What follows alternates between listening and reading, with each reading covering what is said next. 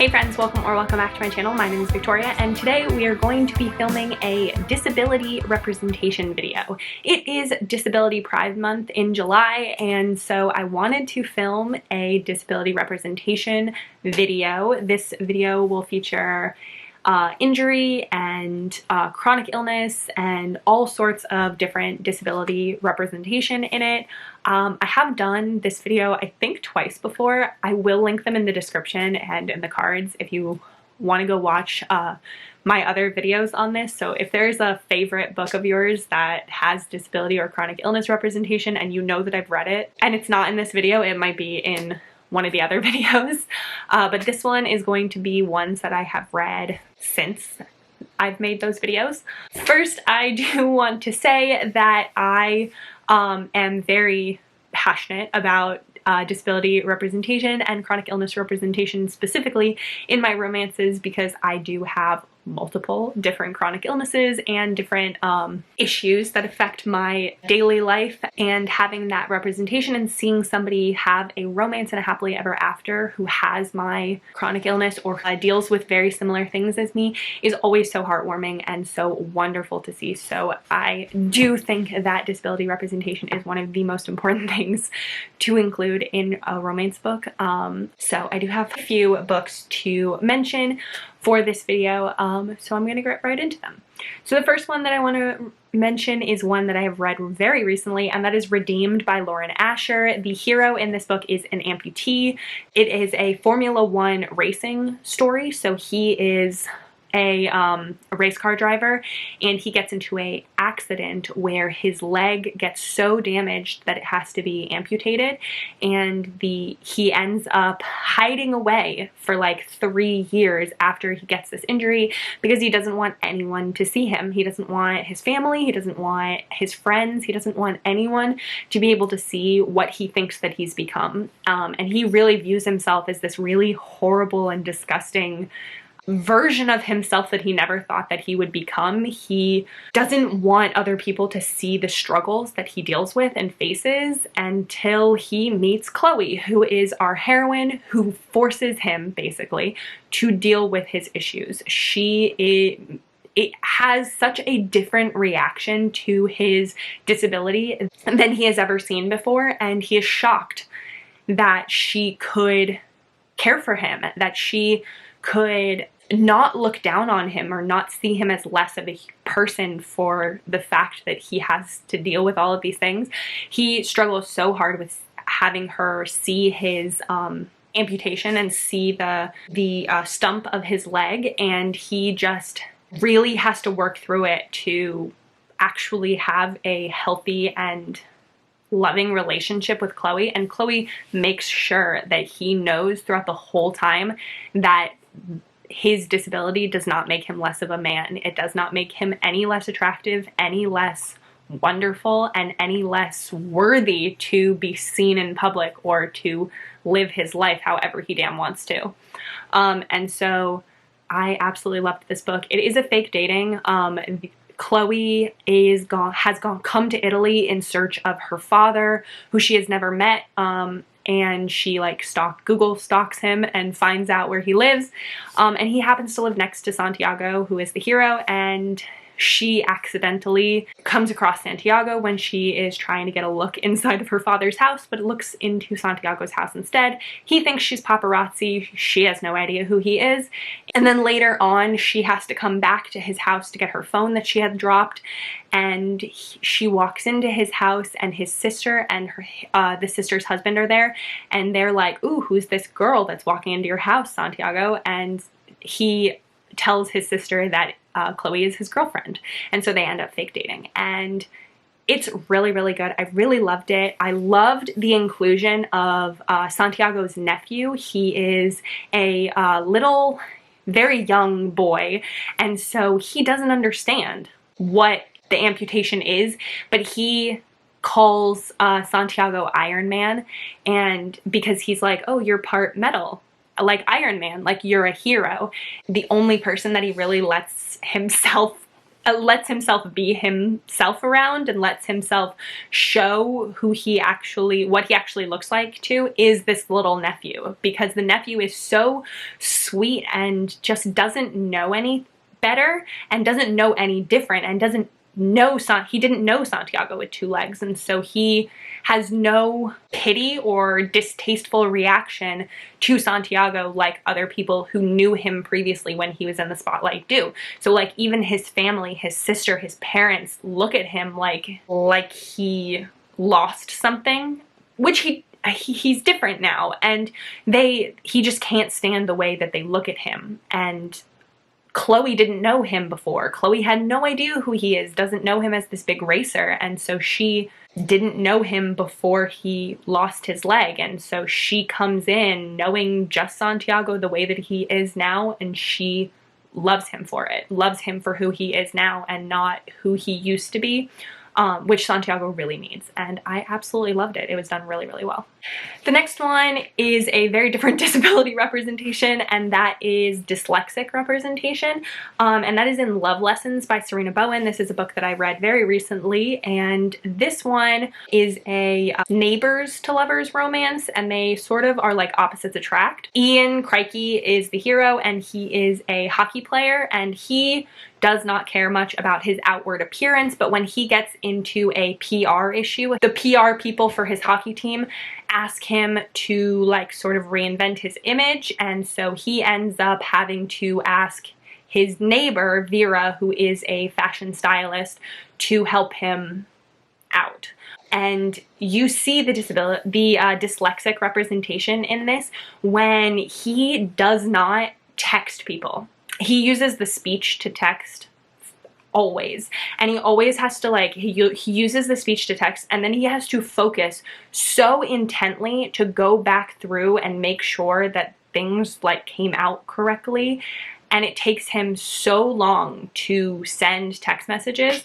And it's just like the small things in this book that really made this recognize. And I know a couple of people with dyslexia, and one of my friends has dyslexia, and she always does that too, uses the speech to text, and then we'll just send it, and we just know that sometimes it's a little off, and we just figure it out. It's always easy to figure out, but just such an accurate, like, I know somebody who does this, and he was doing this, but for somebody in the workplace and the way that he works, a lot of his team emails, and he owns this apartment building and everything, and he's getting these emails while he's on vacation, and he just doesn't want to answer them because emailing is so hard for him because of his dyslexia, that there is this one scene in the book where the heroine finds out about it and literally reads his emails to him and helps him respond to his emails. And I just thought it was the cutest, like, sweetest moment, and such a small thing that the average person can do so easily. Just send an email, read an email really quickly and send an email back, that he struggled so deeply with, that he needed somebody to read his emails to him. And I just thought it was very a really sweet moment and very relatable as somebody who has a really good friend who's dyslexic. The next one is a Chloe Leese book. I had to include a Chloe Leese book on this list. She is the absolute queen of disability representation, and I absolutely love all of the books that I've read by her. She has always included disability representation in her books, and this one is Everything for You, which is her most recent one. It is a teammates and also age gap, and they don't super get along at first. They're also neighbors. It's like a lot of things going on, but I absolutely love it. They're both soccer players and they play on the same team, and one is an older veteran player and one is a newer, younger player to the team, and they end up becoming co-captains and having to work together, and the older one does not want to deal with this youngin who has a blossoming, wonderful new career ahead of them, where he is on his basically last legs as a soccer player, and they have to work together and they end up falling in love. It's really, really cute, and it has a lot of representation in it. The first is anxiety representation. The younger player, who's the Bergman sibling, whose name I can't remember, I should look it up. Oliver Bergman is the younger player, and he has anxiety, and I also have anxiety and I have panic attacks, and there is a scene in this where he is on the airplane and he starts having a really bad anxiety attack, and it's one of the first moments of intimacy basically between the two main characters, because Gavin is sitting next to him on the plane and notices, and all he does is reach over and hold Oliver's hand, and it helps Oliver calm down so much. And it was just such a wonderful moment to see of just, I am giving you comfort, I am right here, and there's not much that another person can do when you're having an anxiety attack or a panic attack. You can't, it's without logic, it's without reason, and so another person talking to you or trying to tell you like it'll all be okay doesn't really do anything.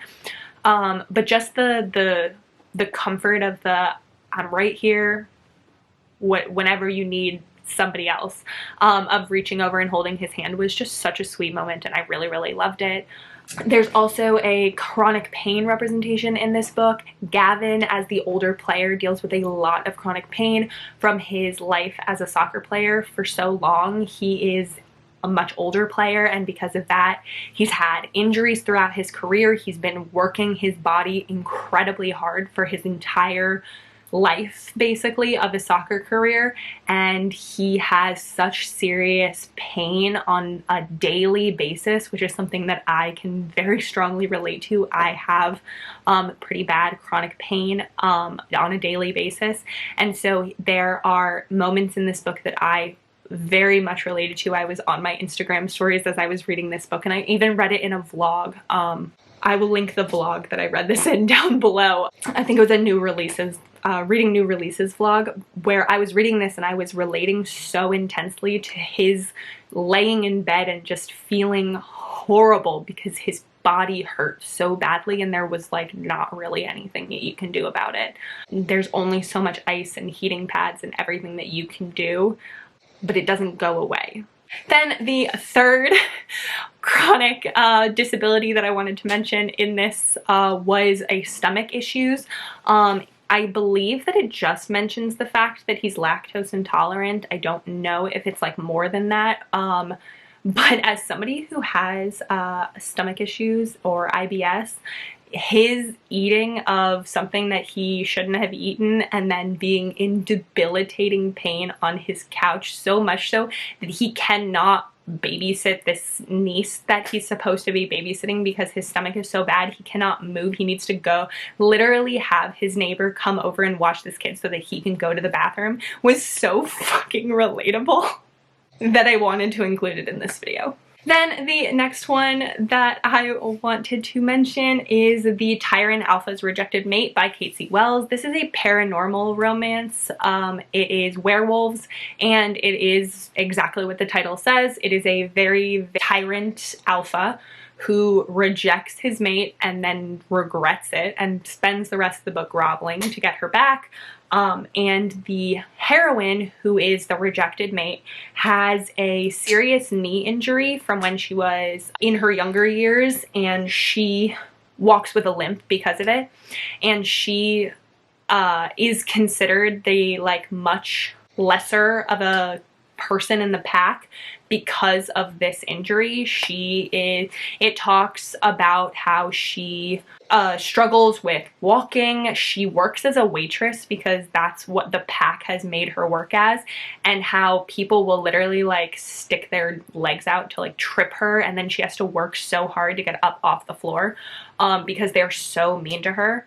But she dealt with it so strongly. She was such a badass and really, really did not let it get her down. She was always worked to get back up. She was like, I don't care how long it takes me to get back up, I'm still gonna get back up. I don't need help from anyone. I'm a fully capable person. I just have a limp. Then the next one that I want to mention is Hidden Miles by Claire Kingsley. This one is a PTSD representation, and it also is a chronic pain situation because the hero in this book, it is a small town-ish romance in the Miles Brothers series by Claire Kingsley. The hero was a military veteran. He was in the military, and he was in a severe explosion that not only killed a lot of the members of his squad, but also burned the entire half of his body, one half of his body from his face all the way down to his legs. And because of that, he's covered in burn scars, and he is deals with severe pain as a result of it. The burns have healed, but the pain of this is still there.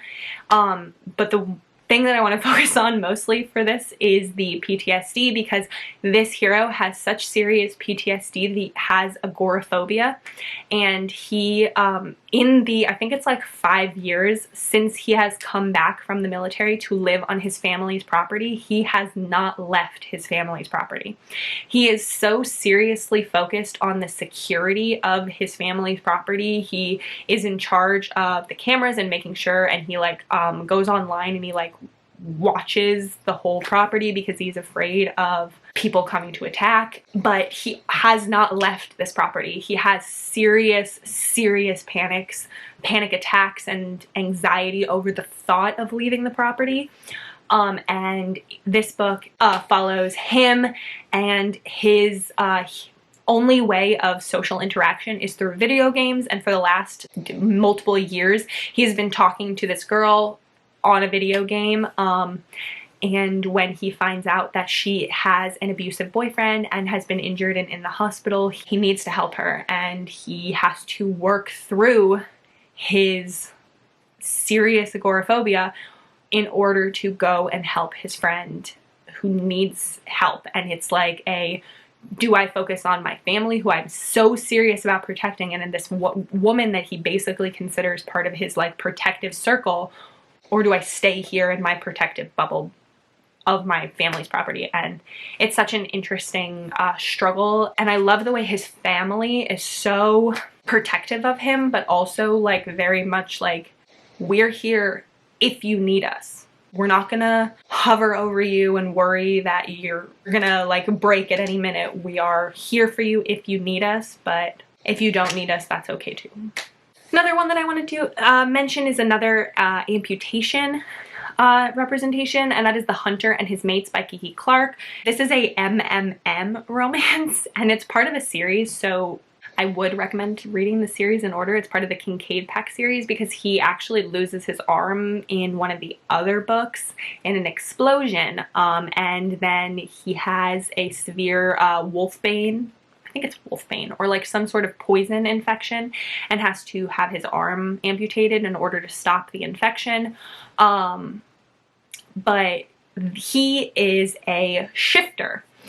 He's a cougar shifter, I believe. And it was a very interesting thing to see how a shifter dealt with a amputation, and how he had to relearn how to not only do his daily life tasks as a human with just one arm, but also how to relearn how to walk and move and hunt as a cougar with now only 3 legs. And I just thought that that was a really interesting dynamic of trying to learn and see. I've never seen a book that dealt with a shifter with an amputation, so I just thought that was interesting. Then the last one that I want to mention is another one that I actually read during a vlog. It was my reading recommendations from my favorite booktubers vlog, and the book is When She's Lonely by Ruby Dixon, and it has hard of hearing representation in it. This one really hit home for me because, which I mentioned in that vlog, because my mom is hard of hearing. My mom is fairly hard of hearing. She has about 50% hearing loss in both of her ears. And so I have grown up and been around and very much been a part of the life of somebody who is hard of hearing. So I could relate so strongly to what the heroine in this book was dealing with, because it was the exact same things that my mom has expressed that she has dealt with to me. And I just absolutely loved the way that it was done. I learned later on in the like epilogue, or not in the epilogue, in the like acknowledgements or whatever, that the author Ruby Dixon is actually hard of hearing herself, so it made sense why it was such well done hearing loss representation. And one of the things that I really loved about this book was the fact the hearing loss was not the like conflict of the book. It was just an aspect of the book. It was an aspect of her character. It was a, hey, I have a hearing loss. The hero finds out that she has a hearing loss because she's trying to hide it. And so the hero finds out that she has a hearing loss, and then he helps her out. That was like the end of the fact that she had a hearing loss. I mean, like, not the end, because it still stayed with her, but it was not the conflict, it was not the issue that was in their relationship, it would just became a part of her character. And so I really liked the way that the hero did that, and the hero helped her when in other social situations around other people without pointing it out and making it like such a big deal of, because she was embarrassed about it for a while, and that she like didn't want to share the fact that she had this hearing loss. But this is an alien romance. I don't even think I ever said that. It's Ruby Dixon. It's an alien romance. The heroine is a human from Earth, and she basically has been a slave for ages, and she ends up on this planet full of refugees. She's now a refugee. She's no longer a slave. She's a refugee. And from her time as a slave, she has known that a defective slave is a dead slave, and so she did not want to let people know that she has this hearing loss. And so because of that history that she has now as a refugee, she does not want to let anyone know, because she's worried that it'll be damaging for her life, like that she'll be in danger, until the hero finds out about it, and she's really worried, and the hero's like, it's not that big of a deal. And they end up falling in love, having a romance. It is a novella. It's quite short. I think it's like 130 pages or something, but it was really well done, and I really enjoyed myself. That is the last book that I was going to mention. Like I said at the beginning, please let me know your thoughts in the comments below about other books that have representation, or books that you love that have those representation. I'm editing this video, and I just realized that I had things that I wanted to add that I forgot to say. If you are looking for more disability representation in romance, please check out Ava's Romance Books channel. She has so many. She is my go-to when looking for recommendations for disability representation. I will link her channel down below, and I will find one of her most recent videos, disability representation videos, to link also. She's fantastic and has so many recommendations, and you should absolutely follow her and check out her videos to find more, because she is the best. But that is going to be it for this video, so please like this video if you liked it, and subscribe and stick around so you can see more content from me. That's going to be it, so I hope you have a great day. Bye!